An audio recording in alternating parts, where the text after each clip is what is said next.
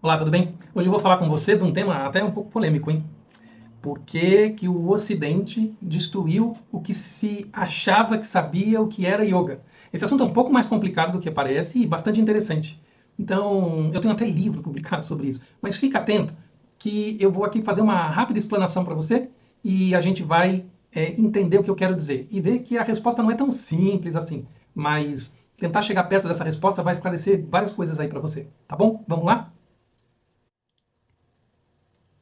Bem, para você chegar na apresentação que eu vou te mostrar, você entra no site, eu só vou te mostrar onde é a fonte, tá? Se você quiser acessar as informações. Você vai lá no site, no cienciameditativa.com, tem aqui os links, né? Para quem quer fazer os processos de terapia, terapia de casal, a plataforma, o curso de psicologia Zen, quem quer saber mais sobre a minha história, biografia. Esse curso aqui ainda não está pronto. E o Zen News. No Zen News eu deixo as apresentações para você, ok? Clica aqui, você vai acessar a nossa plataforma aqui com todas as apresentações dos principais vídeos que eu faço. E aí você tem esta apresentação que eu quero abordar com você. Tá bom? Então eu vou seguir daqui, ok? Só te mostrei como é que faz para chegar aqui, mas você pode seguir sem ter a apresentação na mão se quiser. O boom do yoga, o que se conhece como yoga hoje, se deu no início dos anos 2000. Se você for comparar os números, e aqui eu trouxe uns dados para vocês, esse crescimento do yoga ele é popularizado a partir do ano 2000. Não é que não, a popularidade, a grande popularidade, apesar, né, na biografia do Hermógenes eu explico a história do yoga, e ela começa ali na década de 50 no Brasil. Mas o número de praticantes explode a partir do ano 2000. Tá?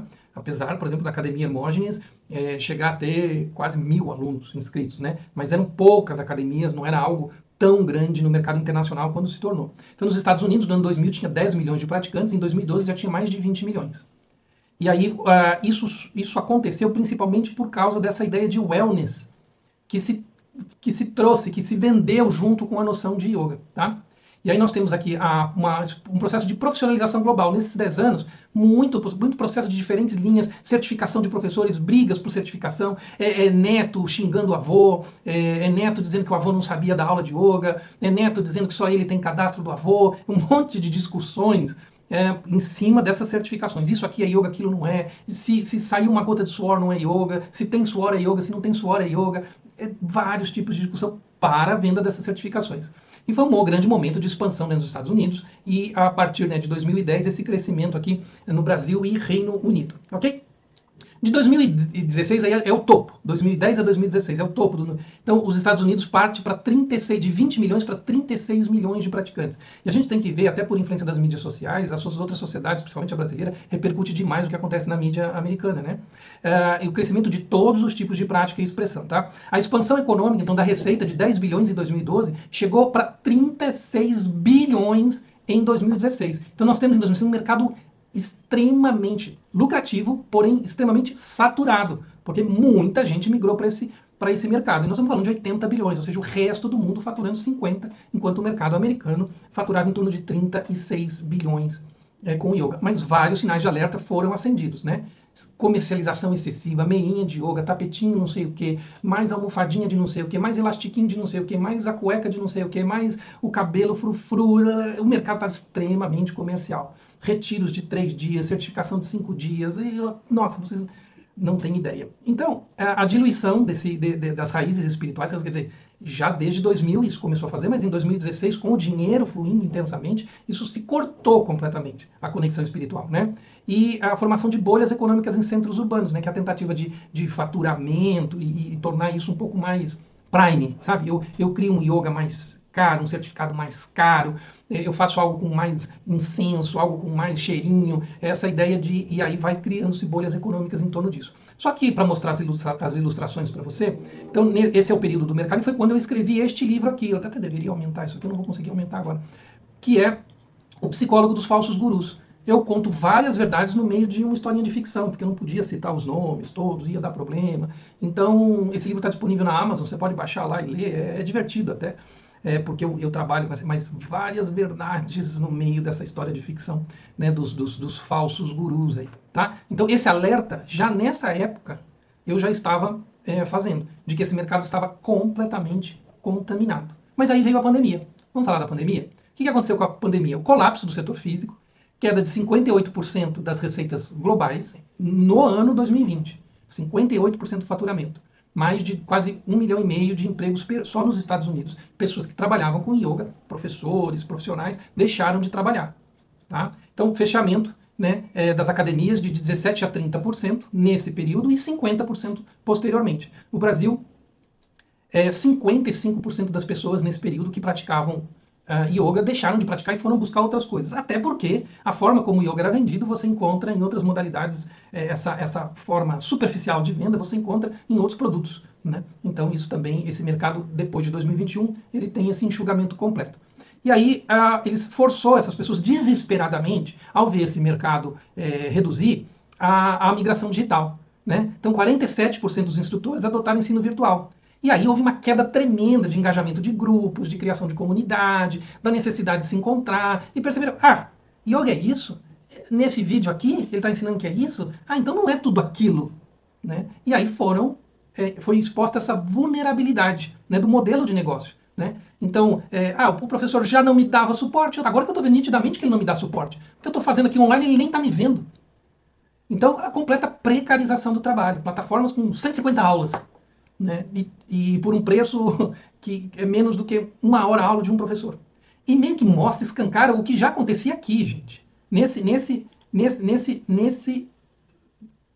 estrutura aqui. Vamos se juntar, vamos fazer comunidade, todo mundo junto. E o professor não olhava nada. Só nessa foto aqui você já viu um monte de gente fazendo coisa diferente e errado. As posições das mãos são diferentes. O nível de inclinação é diferente. O apoio na perna está diferente de cada um. Cadê o professor? Não dá nem para ver o professor. Entende? Então, o online só escancarou o que já vinha vindo.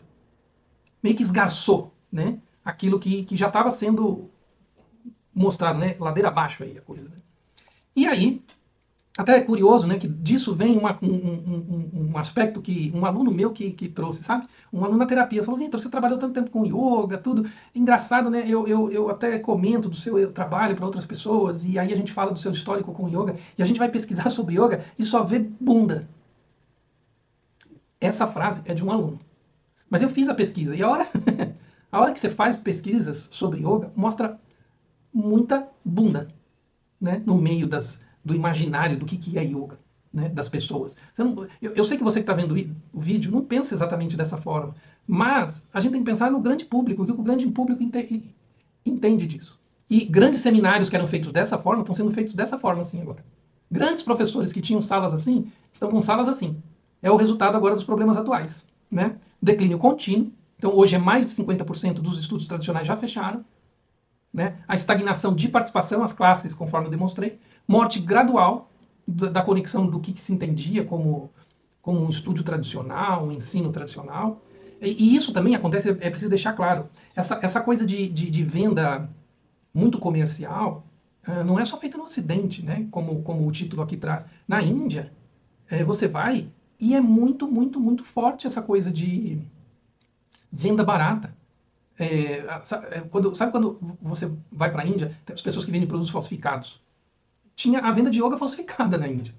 Eu tenho aqui, numa cidade tinha um professor conhecido, tinha outros 15 indianos ensinando um yoga parecido com aquele do professor conhecido. Sabe? Então, assim, essa falsificação barata era feita por causa do consumismo. Não foi feita muito no Ocidente, foi. O Rocket Yoga, que era uma versão do Hot Yoga, que era uma versão do outro yoga que esquentava, e blá, blá, blá, por aí vai. Né? Então, assim, os indianos também fizeram muito isso. Né? Até por uma questão social, socioeconômica, vamos colocar isso. Né? Então, você vê desafios estruturais, né? As pressões econômicas, os estúdios ficaram extremamente caros, sem aquele público todo, né? E as margens reduzidas. A concorrência digital, e isso eu alertei a vários professores, quando começou a pandemia, foram por aula de graça, aula de vídeo, plataforma de vídeo de aula. Destruiu o mercado. Né? E aí os alunos falaram, se eu tenho de graça no vídeo, por que eu vou pagar alguma coisa? Eu vou fazer outra atividade, que me agrega mais, já que agrega só isso. Né? E aí tem várias outras questões que vêm, né, no porta-mala, que é a falta de inclusividade, falta de atenção, a falta de uma acessibilidade mais cuidadosa, já que foi tudo para o vídeo, né? A questão do fake espiritual, mediante essa tentativa de vender e consumir tudo isso. E a tendência, a neutralização forçada é falar, já que está dando certo ali na parada de mão, já que está dando certo ali no bumbum, já que está dando certo no fortalecimento da coxa, vamos migrar, ou vamos juntar com isso. E aí é o resultado que a gente está tendo hoje. Eu espero, então, ter deixado claro um pouco para vocês o cenário. Eu procurei tirar um pouco qualquer nome específico, pessoas específicas, linhagens específicas, e te apresentar os dados gerais. O que está acontecendo no global, dados. Aí depois você, também, a partir dos dados, você pode tentar avançar nas suas conclusões. Só não pode brigar com os dados. Né? Tá bom? Acompanhe o canal, a gente está sempre trazendo vídeos para trazer mais clareza mental. E esse é o ponto. Esse yoga que está falindo não trazia clareza mental, não trazia uma contribuição significativa para as pessoas. Por isso que está sofrendo todos esses problemas. Tá? Então, espero ter ajudado a fazer você buscar efetiva clareza mental, um bom atendimento, uma boa busca pessoal. Grande abraço, até mais, até o próximo vídeo.